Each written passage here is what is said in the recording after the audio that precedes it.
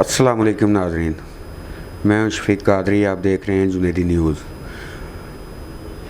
हम जिस मुल्क में रह रहे हैं इस मुल्क को कहते हैं इस्लामी जमहूरिया पाकिस्तान, जिसकी बुनियाद रखी गई ला इलाहा इल्लल्लाह मुहम्मदुर रसूलुल्लाह।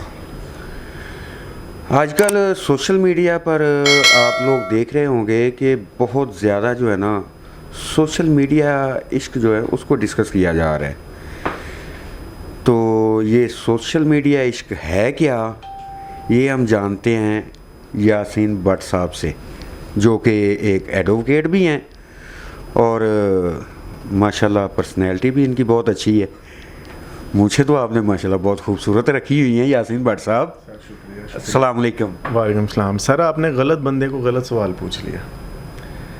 देखें, बात इस तरह से है कि मैं ये समझता हूँ कि हमने काफ़ी सारे प्रोग्राम एक साथ कर लिए हैं, तो मैं आपकी भी जो माइंडसेट और अप्रोच है उसको समझता हूँ कि आप हर चीज़ के बारे में एक अपनी अलग राय रखते हैं, और मेरे ख्याल में शायद आप अपनी ही वो परछाई जो है वो मेरे अंदर भी देखते हैं कि मेरा भी हर चीज़ के बारे में एक अपना पॉइंट ऑफ व्यू है। नहीं यासीन भट्ट साहब, माशाल्लाह आप वाकई में जो है ना एक दलेर इंसान है और हम आपकी दिल से कदर करते हैं।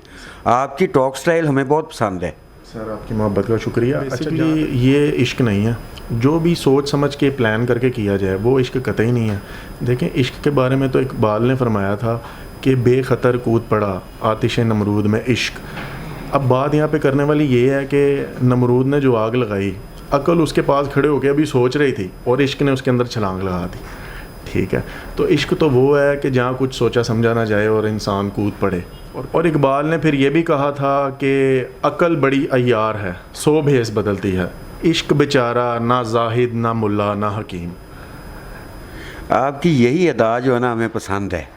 सर, बात अदा की नहीं है, देखें बात है हकीकत की। आजकल जो है सिर्फ टाइम ज़ाया किया जा रहा है एक दूसरे का, उसके अलावा कुछ नहीं है। सोशल मीडिया पर आप देख रहे हैं मुख्तलिफ़ केसेस जो कि वकला भी करके अपना टाइम ज़ाया कर रहे हैं, और वो इस तरह के मैटर्स हैं कि एक बंदा दूसरे को जब नहीं रखना चाहता, ठीक है, तो फिर सोशल मीडिया पर आकर उसका प्रचार करना ये कतई इश्क नहीं है। फिर वहाँ प्लान करना, साजिशें करना कि मैं इसको हासिल कर लूँ। देखें, जो चला गया उसे छोड़ें, जाने दें।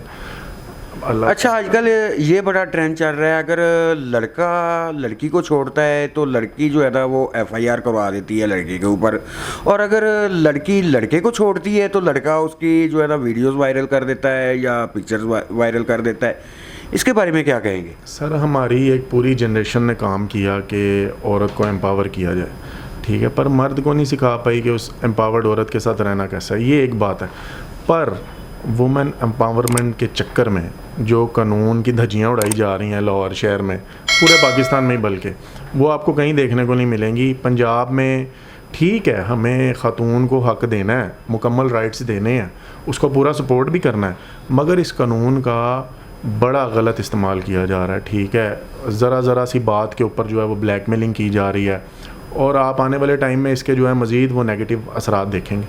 अच्छा, एक चीज़ जो है ना हमने भी देखी है, काफ़ी केसेस हमारी नज़रों से गुज़र चुके हैं कि एक लड़की जाकर दूसरे किसी लड़के के ऊपर जो है ना एफआईआर करवा देती है कि इसने मेरे साथ ज़्यादती की है।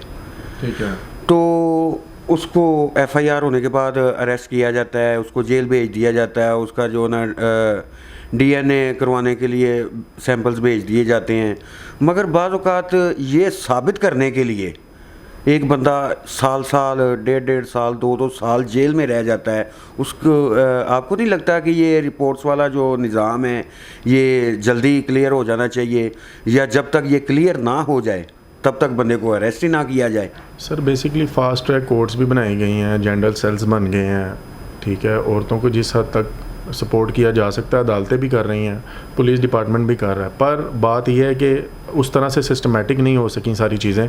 आने वाले टाइम में ये मज़ीद चीज़ें सिस्टमेटिक हो जाएंगी। और मैंने अभी रिसेंटली एक एफआईआर देखी है जिसमें खातून ने फ़ेक पर्चा जो है वो करवाया था, झूठा जना का, एक बंदे के ख़िलाफ़, तो फिर उस औरत के ख़िलाफ़ भी एफआईआर दर्ज हुई है। तो जो लड़कियां और औरतें ये सोच रही हैं कि वो झूठे पर्चे जना के करवा लेंगी, अब वो भी ज़रा होशियार रहे हैं, अब उन पे भी पर्चे होंगे। उन पर कौन सी दफ़ा लगेगी?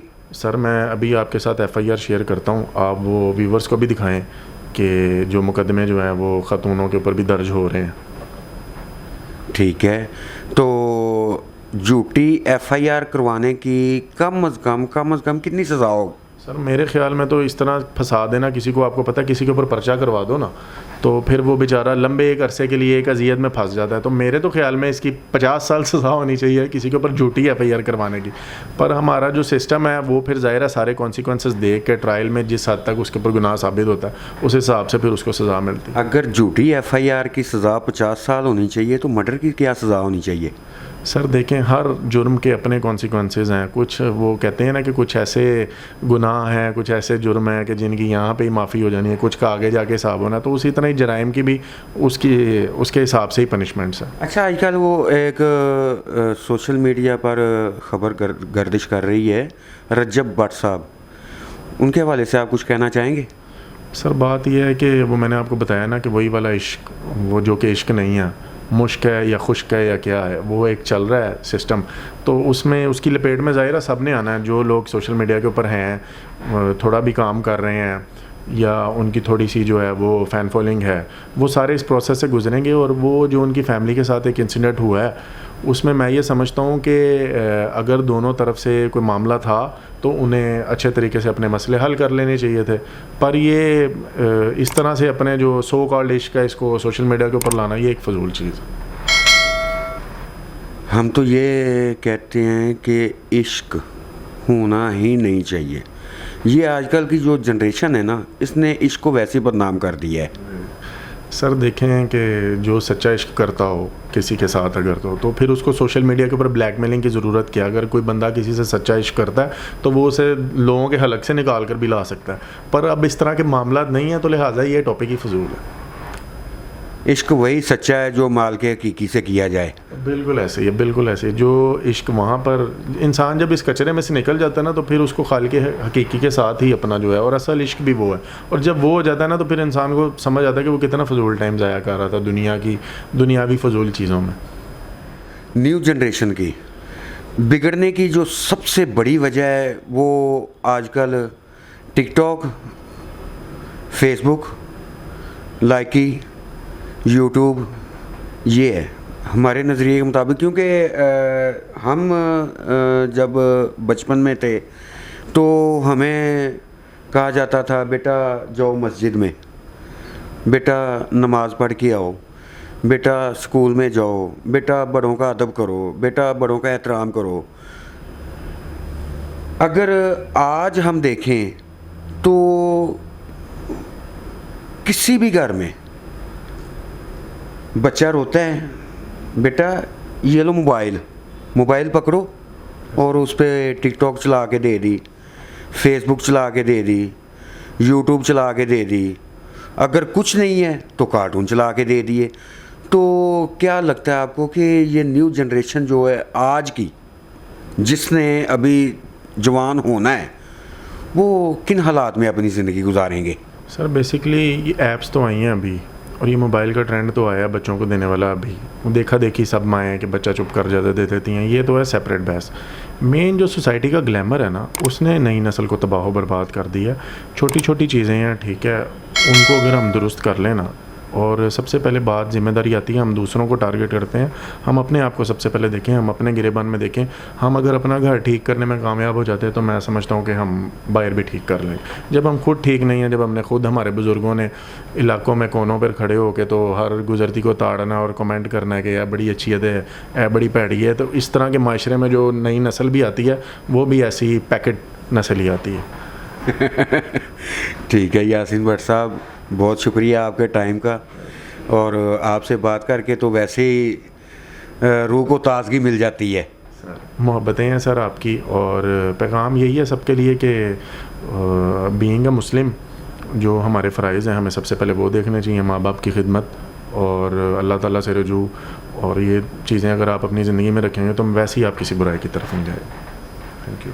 ठीक है, सो नाज़रीन, आपने सुना और जाना कि इनका जो है ना इश्क के बारे में क्या ख्याल है, क्या राय है इनकी, और आपकी क्या राय है, आप भी कमेंट बॉक्स में जो है ना मेंशन कर दिया करें। तो देखते रहिए जुनैदी न्यूज़। हमें दें इजाज़त, अल्लाह हाफिज़।